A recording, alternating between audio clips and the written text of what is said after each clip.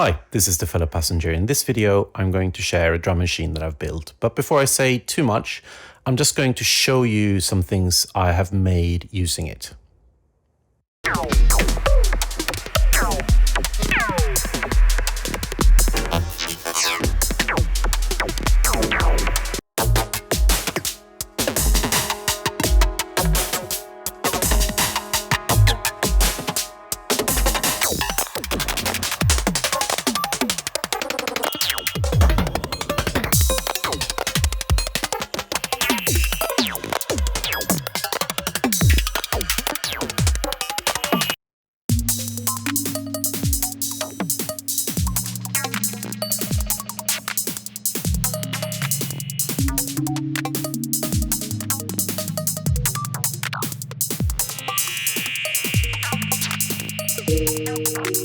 I should mention that those clips had some additional sounds in there for context and also using additional effects outside the drum machine.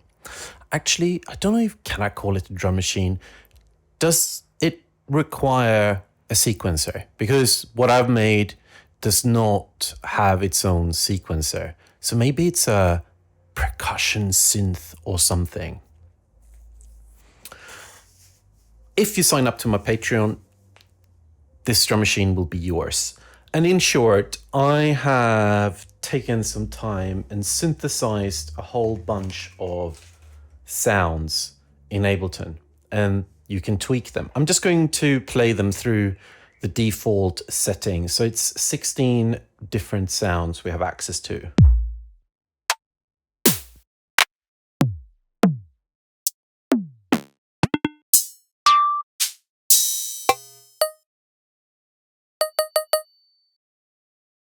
And they have a lot of tweakability. So for a little bit of context, I have used Operator to generate all of these sounds. Some of them also have some additional effects attached to them. There's also quite a minor but a little effects section. So let me just talk you through what this does. I've sort of grouped it together. It looks a bit clunky. I suppose I could spend some time in making an interface for it in Max for Live, but I thought it was more fun just to press on and share this with you. There is a master volume, and then you have individual volumes for each of the sounds. Some of them have a shared volume knob, like the toms and the open and closed hi-hat are sharing their volume. And each of the sounds have their own tweakability. So if I click on the kick here, I have set up a bunch of this. In this case, I got 5 parameters that you can change. The rim shot has got 2, snare has got 4, etc. So you can click on these and then you get access to some parameters. Obviously, you can go in and pull this apart as you like and tweak the sounds as you prefer. This is mainly for me so I can tweak the parameters quickly. Let's say I do a live set and I've sort of balanced them in a way so whatever I set them to, I'm going to get a more or less pleasing sound. So that was the thinking behind it. Some of the sounds I should also mention have some random thing to it. Let me see. So what's going on? Oh yes, here we are. These glitches, there's 3 of those. They have slightly different nature. High glitch, which is let me see where find the right key.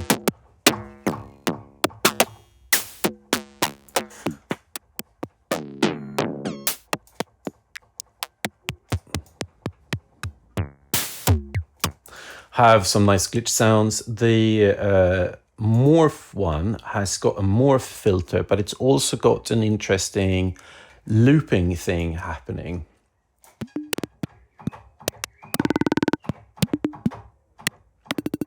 So if I hold the key down, depending on what the random settings gives me, I might get a little stuttering loop. And it's got a morphing filter.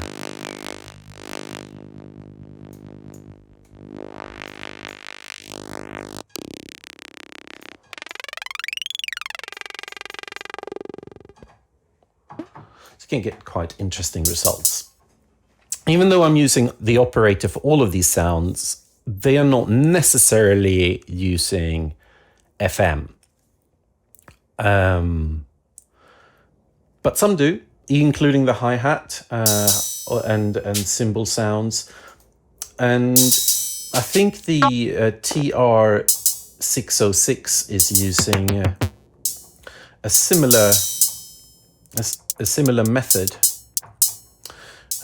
which is using square waves that do the FMing, and that gives you a nice metallic sound and a high pass filter. I suggest, like, if you want this, you sign up to my Patreon if you haven't already. You can grab this, and it will be a great way if you want to try to do your own synthesis, like your own rim shots or claps or whatever it might be.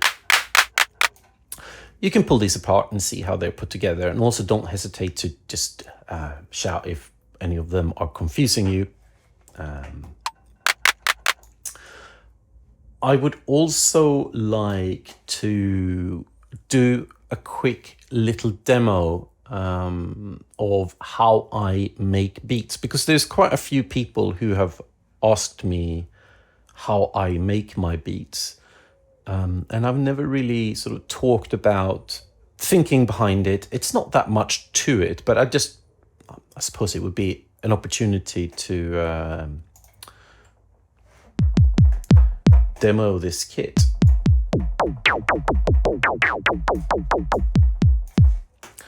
So let's make some beats. I'm just going to do this little loop here. It's running a bit slow. Let's just crank that up to something.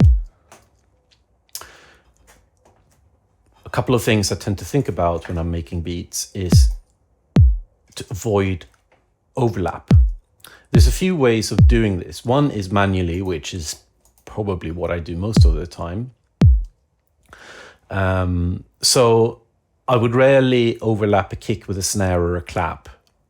They would sit separately from one another. And I quite often just make sure I do the same with the other sounds as well. The other thing that I do almost exclusively, it's almost a given that I have a kick on the first, and then you can put the kicks wherever you would like. I'm just going to make a very basic beat. And I'm going to use that principle of not overlapping. So you can do some of these glitch sounds. There might be a little bit of overlapping, but that's fine.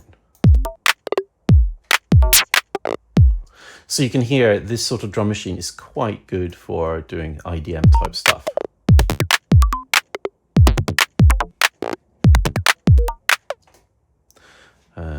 And hi-hats we can overlap a little bit.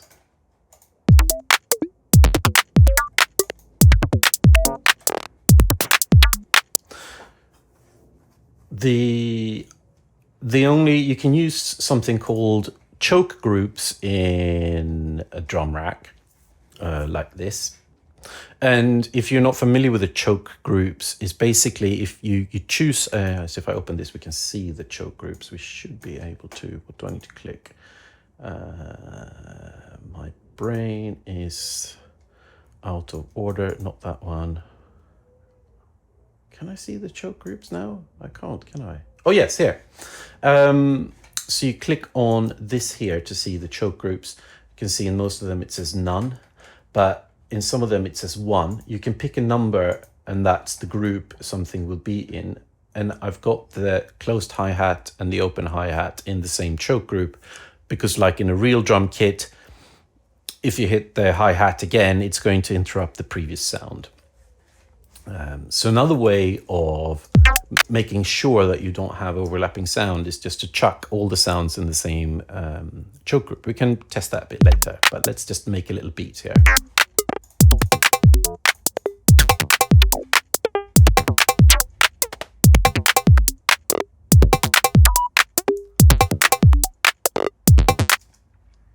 Although, especially these glitch sounds, because of their randomization, just add a little bit of movement to the beat, which is great. That makes it feel less static. And one of the ways that I use to make sure that you maintain interest is to animate sounds if you can. Obviously, you can make the loop longer, but we're going to stick to quite a short one today and see how we can still make that interesting. So, for example, this cowbell sound up here, it's going to feel quite repetitive after a while. It's likely it's going to be one of those sounds that your brain latches onto and you just hear that way too often.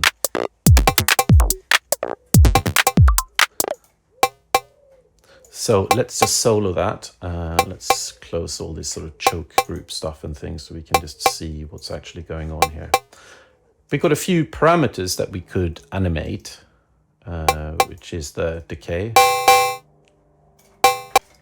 So let's grab an expression control, and if you drop that, rather than before the entire drum kit, you drop it on the drum itself. That means that this expression control is only going to be triggered when the cowbell is being triggered, none of the other drums. So then we can just animate this a little bit. Let's do that. We do the decay as well, and we make sure we don't want really long ones. We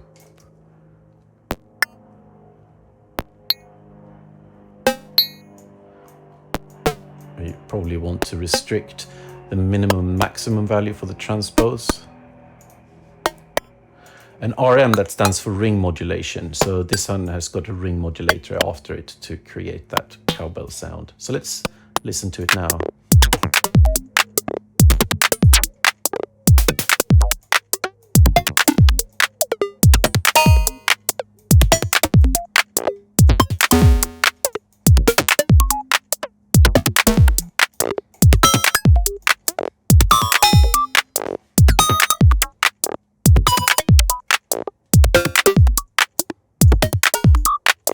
Turn down the volume there as well. The other thing you can do to stop making a beat that predictable is to select all the notes. I am deliberately going to leave out the kicks for now. The other ones, I go down to this chance section and just lower the chance that those notes will actually play at all. At the moment, the kicks still carry your, what shall we call it? Like, I think it's good for the brain to have something to hold on to. You can lower the chance of the second kick just a little bit, so occasionally it drops it out, but it's going to be enough continuity in there for your brain to latch on. It's not just going to be entirely random.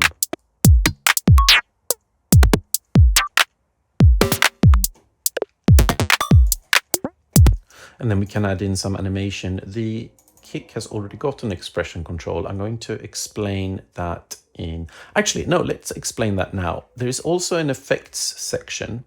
So if we open that again, you can see I've got a reverb and an echo in here. The kick has got an expression control, and that every time there's a kick being played, it changes the delay time and the feedback. So if you send something off to that, we can do this glitch, we can send that off to the reverb. So this one, it's almost like a self-contained little door in a door. So it's not using these send and return channels. The drum rack can have its own send and return. Oh, I should probably do the...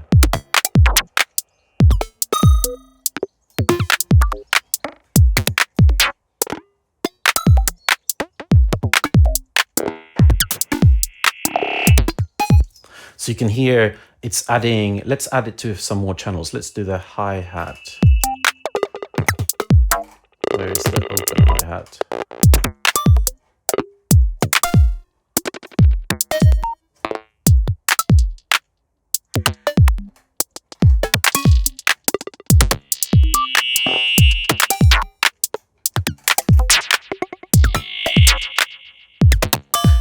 As you can hear, you can get these sort of feedbacky, little glitchy delay things like car plus strong almost, just to add a little bit more animation to your beats.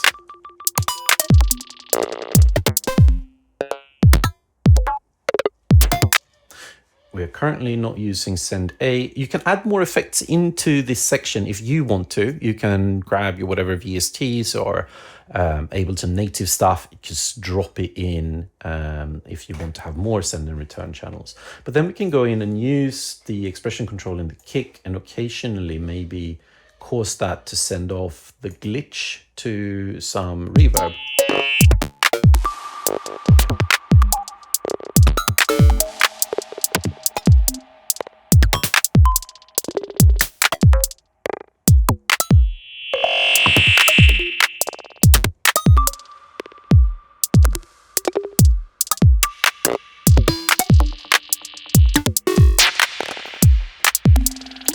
Into the kick and maybe use another one of those and just animate the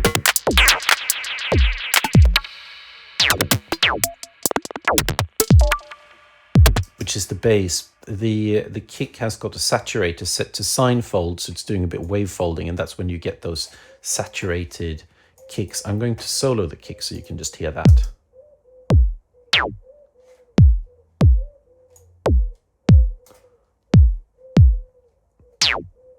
You can hear sometimes it's almost stops sounding like a kick. You get that wavefold type sound. Maybe we should just send the kick off to the reverb sometimes.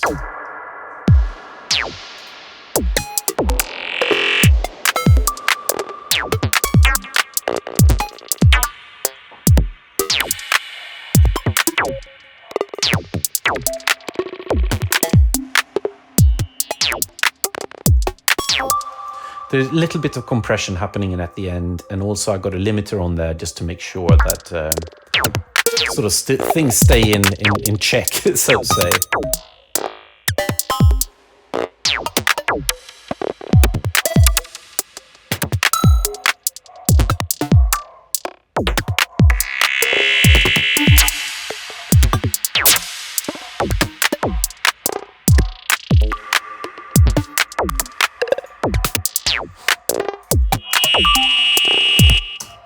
That's a pretty good overview, I suppose, of what my TFP Drum 01 is doing.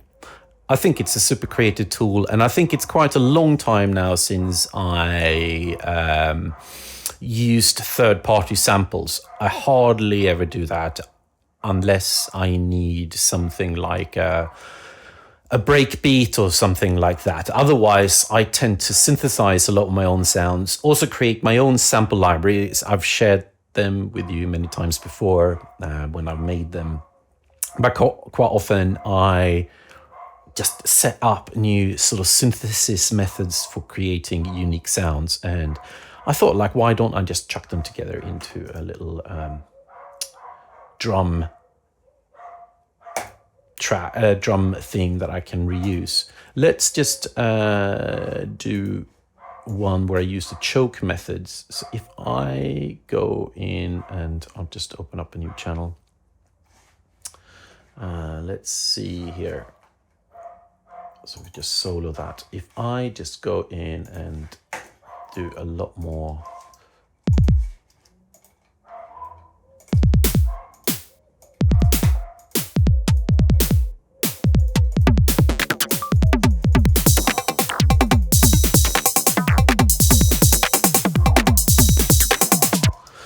So just so you, as long as you got a kick on the first one, on the beginning of the bar, you'll be fine.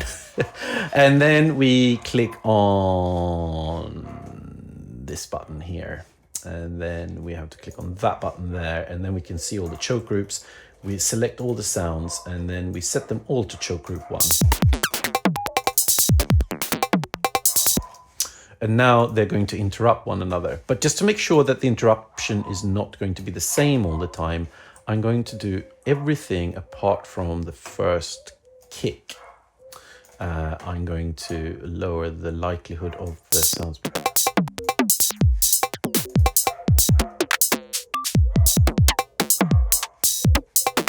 So now they are always interrupting one another, and that's another way of making sort of interesting animated beats.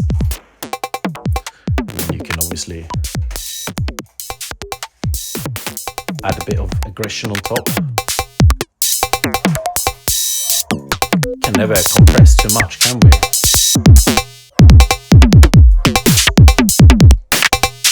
That's clipping into red, but that's fine now, isn't it?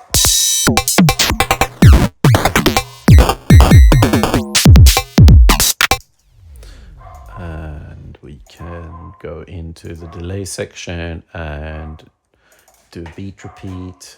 We set the offset slightly differently. We set that to I can't think of what that stands for, but it basically cuts everything out apart from the effect when the effect kicks in.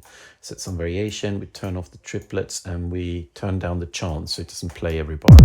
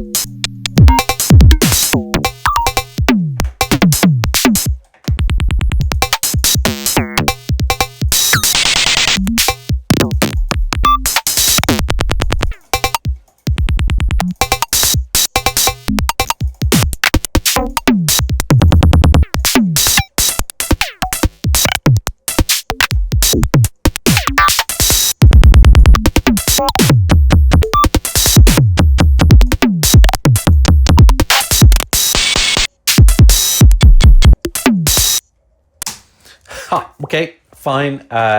Let's just do one more. I'm going to show you one more thing, which is relating to how I make my beats. So let's see, where did we put it? We got it here. So if I make let's solo that. I'm just going to make a very basic beat here. Again, thinking about the overlapping.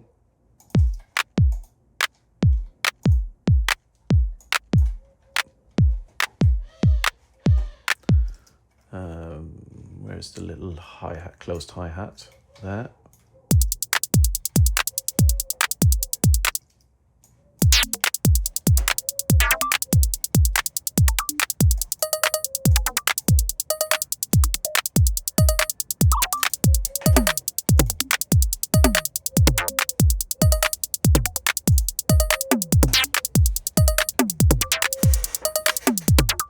Despite the glitchiness, it sounds quite static. So another thing that I like doing, I program my beat and then I go in and choose under MIDI effects, I choose the random. It's by default set to 0, but you set the likelihood of it picking a different note to the one you have chosen. So the more you dial it up, the more random instruments we're going to get.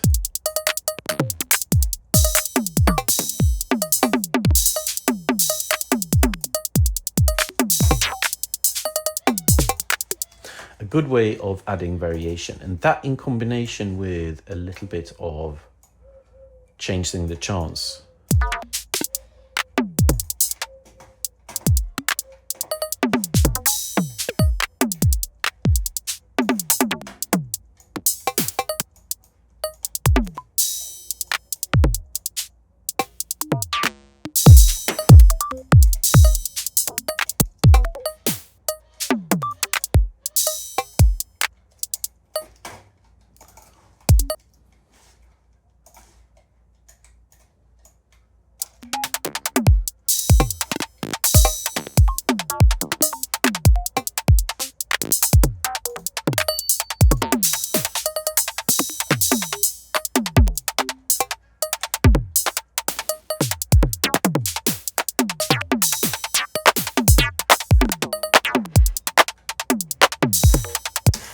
Okay, that was a little overview. I'll share this project file with you. It's not particularly interesting, but for the record, I'll share it with you. It's only using Ableton native stuff. I think you will need Ableton Suite 11 to be able to run this. I also want to celebrate and say thank you that I have, sometime overnight, I reached 3,000 followers on my YouTube channel. I know it's tiny compared to many other YouTubers, but it feels big to me. I love it. So I'll hope to see you again next time. Thank you. Bye.